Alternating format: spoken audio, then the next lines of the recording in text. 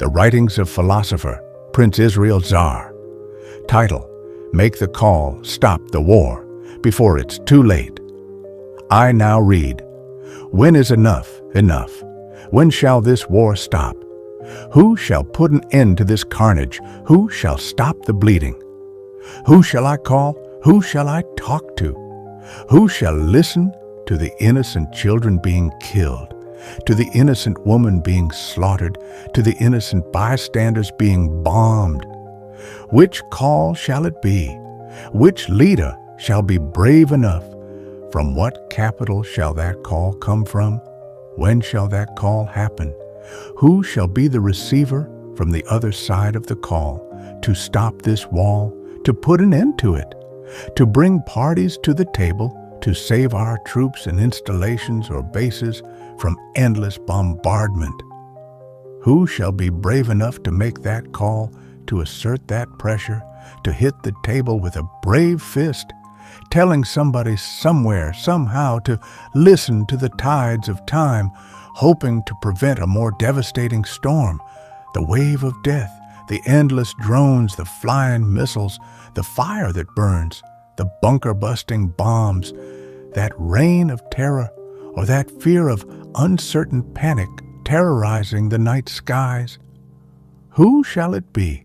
What brave leader shall it be to convince him, persuade him, pressure him, motivate him, or incentivize him to stop the war, to stop the bleeding, to stop the bombs from dropping, to stop the death, to stop the terror, to stop the burning of cities, property, life, and futures?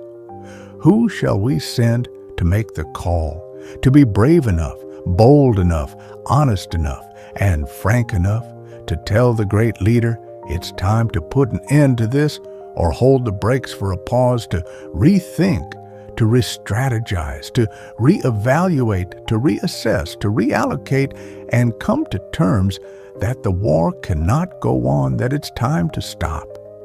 Haven't thee done enough to achieve thy goals, objectives, mission, and purpose of the war? Have thee done thy best to weaken the enemy, make some grounds, asserted their will, decapitated their capacity, demonstrated thy might and unwavering resolve?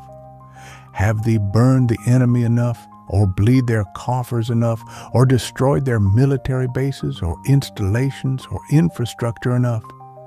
Haven't thee destroyed and weakened their capacity enough, or inflicted enough pain on them for centuries to recover?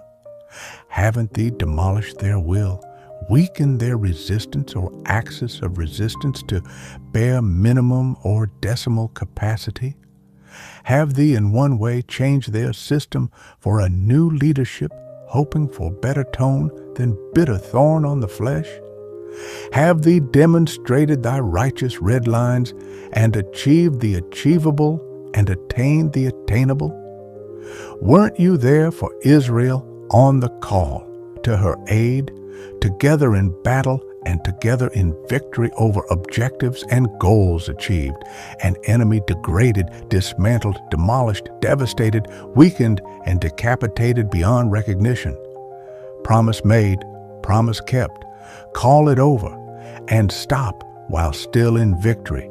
Declare victory and call it over, to leave to fight another in an unforeseen future if necessary. Declare victory now, great one, before it's too late.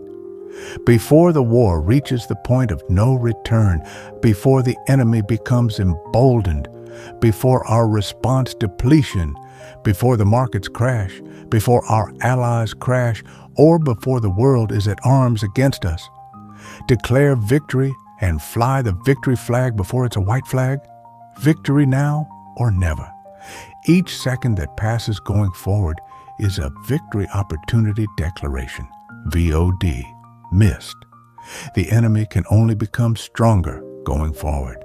They are absorbing their losses, accepting the damage, counting their blessings, and mounting the pressure to fight on, not to win, but to survive, not afraid of death, but to embrace death to martyrdom. That's not an enemy of war, but terror that terrorizes cities? How can you keep fighting an enemy who cares not losing at this point and cares not about death, an enemy that embraces the cult of death with the joy of countryhood or fanaticism. I saith to thee, dear one, civilized one, humane one, responsible one, and wise ones, make the call to stop this war before it's too late. This is philosophical, not empirical. The Wisdom of Zaarrianism, USA. American philosopher Prince Israel Zaar, March 11, 2026. The background video is not AI related, but of Trianglerism, immersive inventive art. Hope you enjoy listening. Leave a comment and subscribe.